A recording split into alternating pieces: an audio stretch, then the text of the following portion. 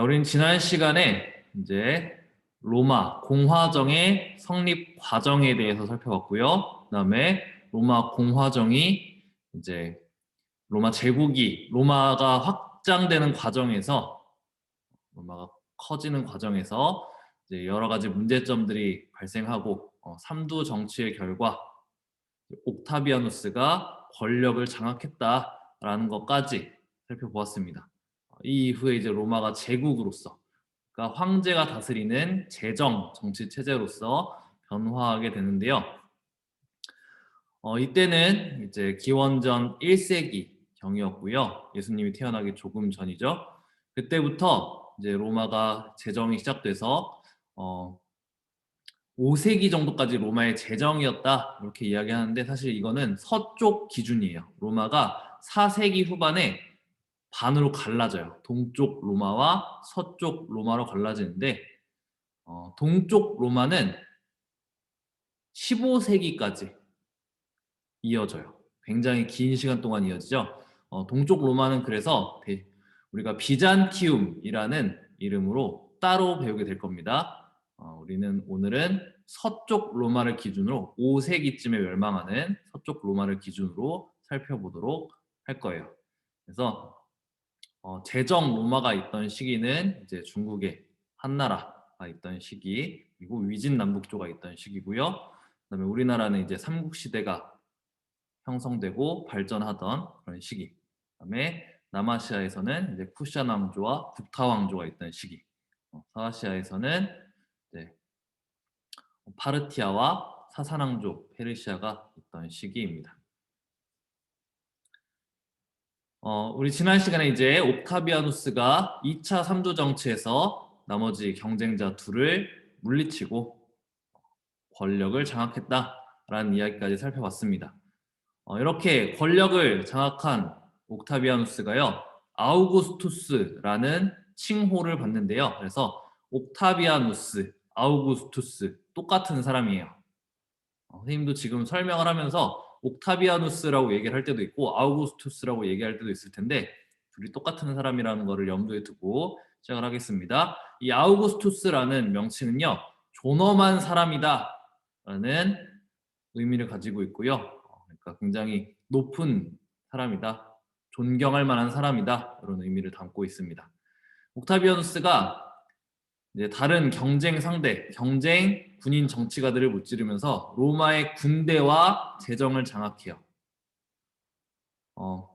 모든 로마의 군대는 옥타비아누스의 군대였고요. 그다음에 부자 동네들을 옥타비아누스가 자기 재산, 자기 땅으로 만들어요.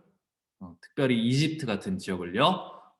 거기서 이제 나오는 돈을 가지고 로마의 국가 운영을 하는데 자기 돈을 막 써요. 왜 생각을 해보면 누군가 맛있는 거 사준다 그러면은 뭐 내 의견을 물어볼 때도 있지만 그냥 데려가서 야 내가 이거 사줄 테니까 먹자 그러면은 사준다니까 먹을 때 있잖아. 그러니까 옥타비아누스가 돈을 쥐고 이렇게 저렇게 하자 하니까 그 말을 많이 듣겠죠. 그래서 옥타비아누스가 군대와 재정을 장악하고 로마의 권력자가 됩니다.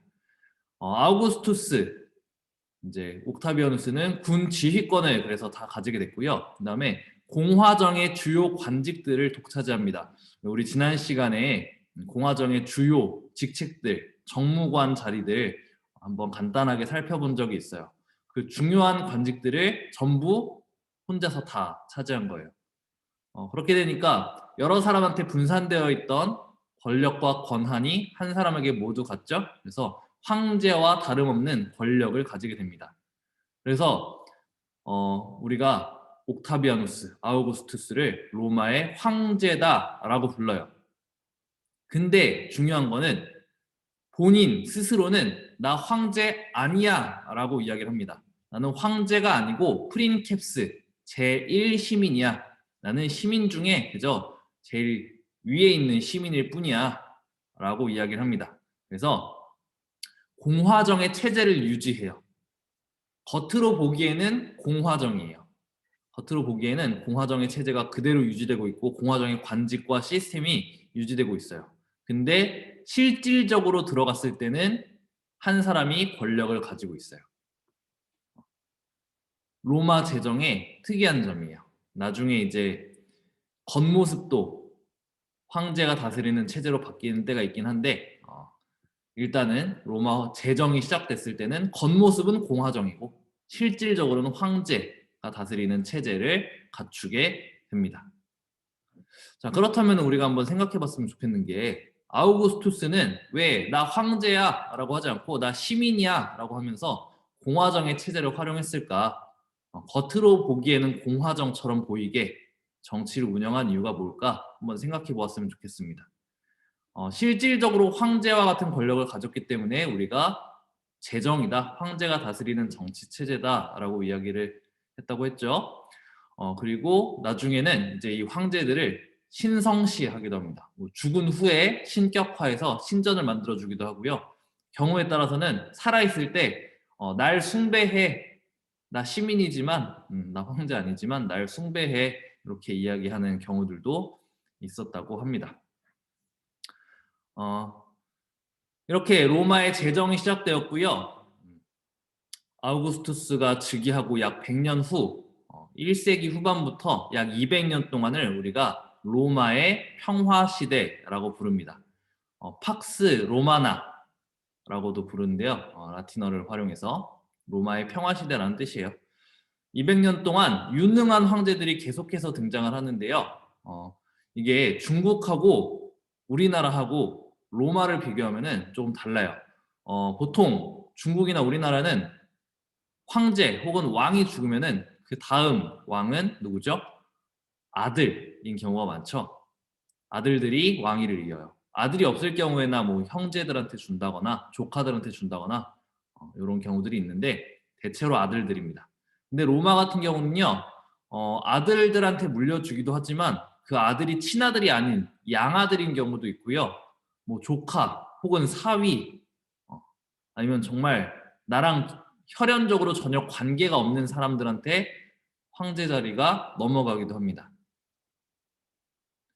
자, 근데 이 로마의 평화 시대 때는요, 5명의 현명한 황제, 오현제가 등장을 하는데 이 사람들은요, 황제 자리를 나랑 상관없지만 나랑 혈연적으로는 관계가 없지만 나라를 잘 통치할 것 같은 사람들, 현명한 사람들에게 황제 자리를 물려주게 돼요.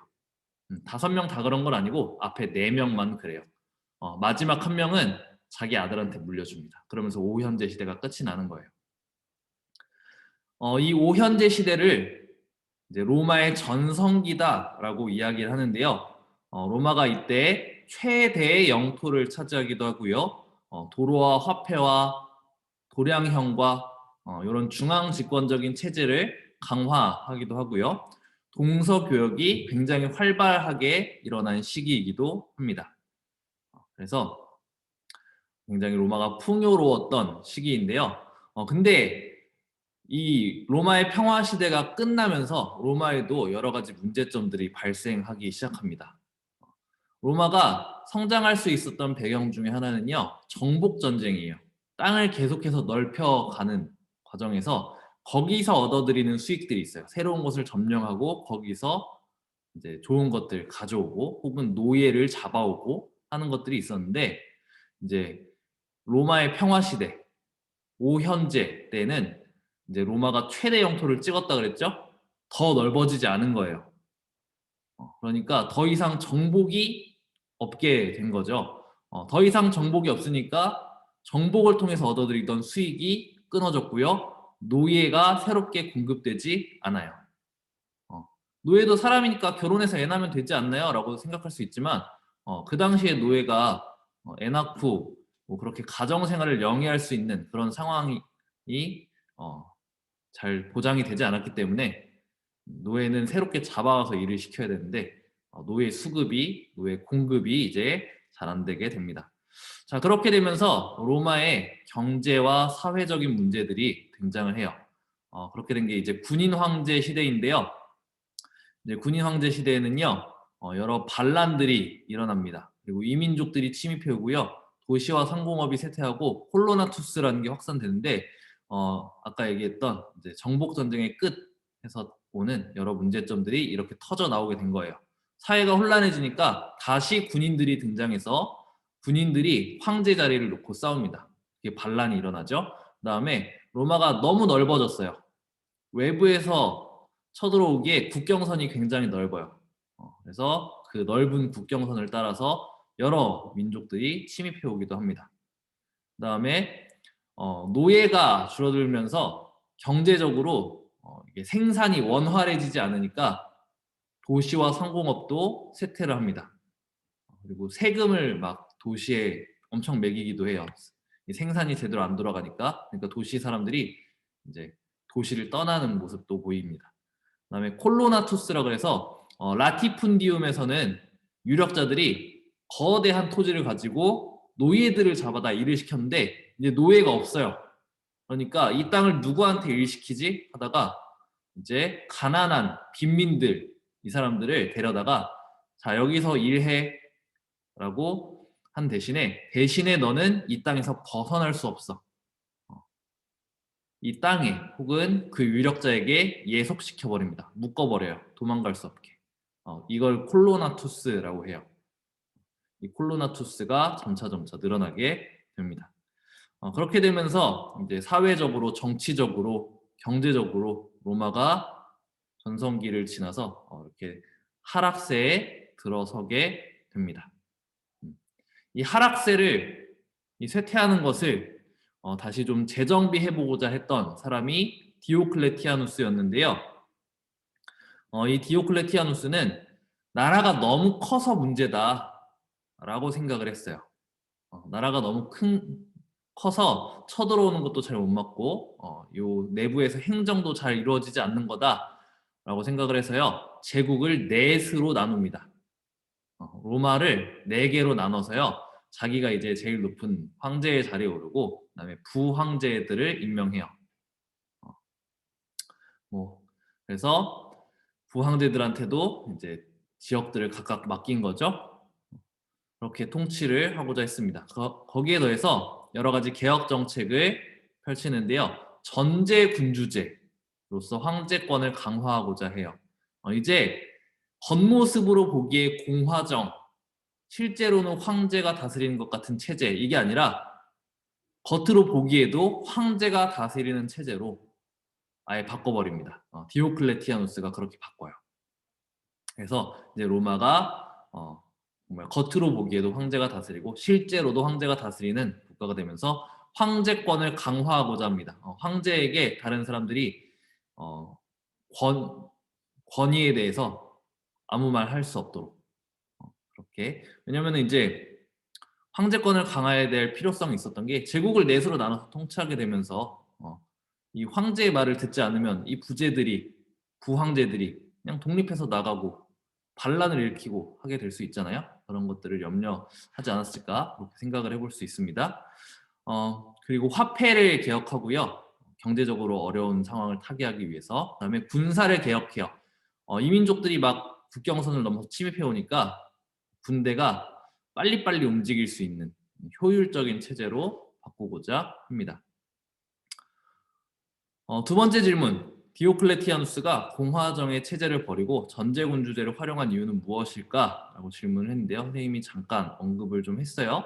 여러분들이 또 그 외에 다른 이유가 있을까 한번 생각해보고 한번 이야기를 해보면 좋을 것 같습니다.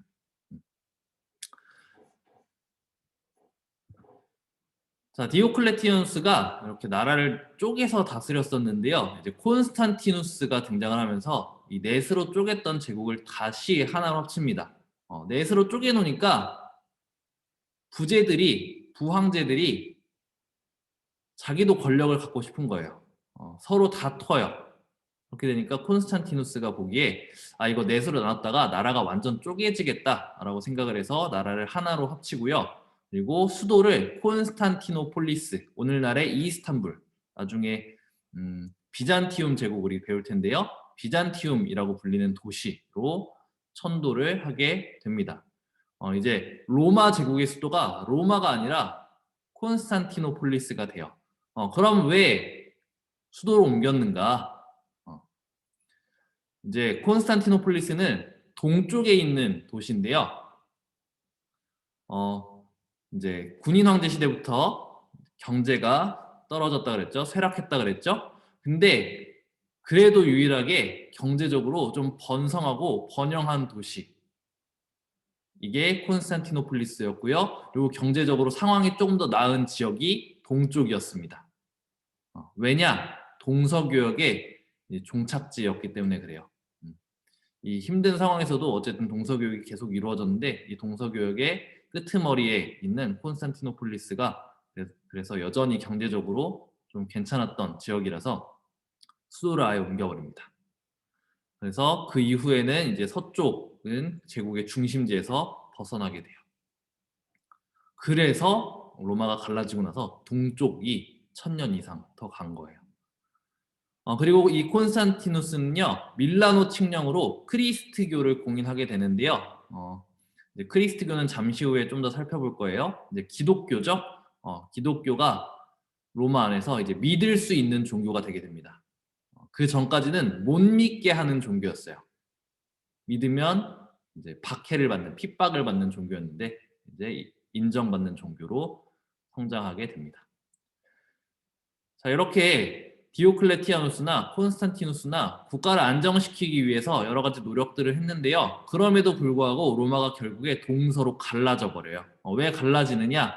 콘스탄티누스 이후의 황제들이요, 통치가 좀 어렵다 싶으면은 국가를 디오클레티아누스처럼 쪼개요. 그러다가 국가 운영이 조금 괜찮다 싶으면 콘스탄티누스처럼 다시 합쳐요. 쪼개졌다 합쳤다, 쪼개졌다 합쳤다를 반복합니다. 그러다 결국에 4세기 후반에 반으로 갈라져 버려요. 동쪽과 서쪽이 이제 돌이킬 수 없이 서로 다른 길을 가게 됩니다. 그러다가 이제 게르만족이라고 하는 이민족, 요거는 우리가 다음 시간에 살펴볼 거예요. 이 게르만족이 침입하면서 서쪽 로마가 5세기 말에 멸망을 하게 됩니다. 그래서 우리는 일단 서쪽 지역을 먼저 쭉 살펴보고, 그 다음에 동쪽 로마, 비잔티움 제국을 살펴볼 거예요. 다 다음 시간에 그렇게 살펴보도록 할 겁니다. 이 로마에서 등장한 것 중에 중요한 게 크리스트교가 있어요. 로마에서 만든 건 아니고 이제 로마가 다스리는, 통치하던 지역에서 발생한 종교인데요. 이게 결국에 로마의 종교가 되고 이 로마의 체제를 통해서 여러 지역으로 퍼져나가게 됩니다. 유대교 우리가 간략하게 언급했었죠. 이스라엘 민족들, 헤브라이 민족들이 믿었던 종교인데요. 거기서 이제 크리스트교가 나오게 됩니다. 예수님, 예수가 이제 등장을 하면서 그의 가르침을 따르고 또 유대교와 같이 유일신을 믿는 종교, 크리스트교가 등장을 하는데요. 그래서 공통적으로 구약 성경을 인정하죠. 크리스트교가 신약 성경을 추가적으로 인정을 합니다. 이 크리스트교는 유일신을 믿어서요, 우상 숭배를 하지 않는다라고 이야기를 하면서 황제 숭배를 거부해요. 아까 잠깐 이야기했었죠. 황제들이 자신을 신성시, 신격화했다고. 살아있을 때 한 사람도 있고 죽은 이후에 이전 황제를 신격화한 경우도 있고 이런 경우들이 있었는데, 크리스트교 믿는 사람들이요, 이 황제 숭배를 거부합니다. 황제의 신상 앞에 절하기를 거부해요. 그러니까 로마에서는 로마라는 국가에 대해서 반역을 일으키는 걸로 이걸 이해했어요. 그래서 굉장히 박해를 합니다. 그래서 죽임을 당하기도 하고 뭐 갇히기도 하고 이렇게 되는데요. 그렇게 괴롭히는데도 불구하고 크리스트교가 계속해서 성장해요. 믿는 사람들이 점점점 많아져요. 여기 이스라엘이 있던 지역에서 처음에 출발을 해서요, 소아시아 반도로 또 로마가 있는 서유럽 지역으로 계속해서 이게 전파가 되고 성장을 하게 됩니다. 이제 박해를 해도 너무 많아지니까 결국에는 이제 콘스탄티누스가 공인을 하죠. 그래서 믿을 수 있는 종교로 허락을 해줍니다. 그러면서 이제 교리도 정리해요. 이제 예수님이 죽고 나서, 돌아가시고 나서 그 제자들이 이제 막 여기저기 전도를 하고 다니잖아요. 그런 과정에서 교리가 조금 하나로 통일성 있게 나온 게 아니라 조금은 다양한 교리들이 있었다고 해요. 근데 이제 콘스탄티누스가 공인을 하면서 모든 지역의 사제들을 모아요. 그리고 야, 교리를 통일하자 해서 두 가지를 꼭 믿어야 돼. 삼위일체라는 거. 예수님과 하나님과 성령님이 모두 한 분이시다. 라는 거. 그다음에 우리가 오늘날에도 교회를 가거나 성당을 가면은 예배 때 혹은 미사 때 사도신경 혹은 사도신조를 외워요. 어, 사도신경과 사도신조 똑같은 건데요. 거기 안에 있는 내용을 믿어야 된다. 이게 근데 처음부터 사도신경이라는 이름은 아니었고 니케아 신조라 그래서 니케아 신조와 삼위일체를 믿어야 정통 크리스트교다라고 이야기를 하게 됩니다. 그래서 그걸 믿지 않으면 이제 이단 크리스트교가 돼요. 이단이라는 게 생겨나게 됩니다.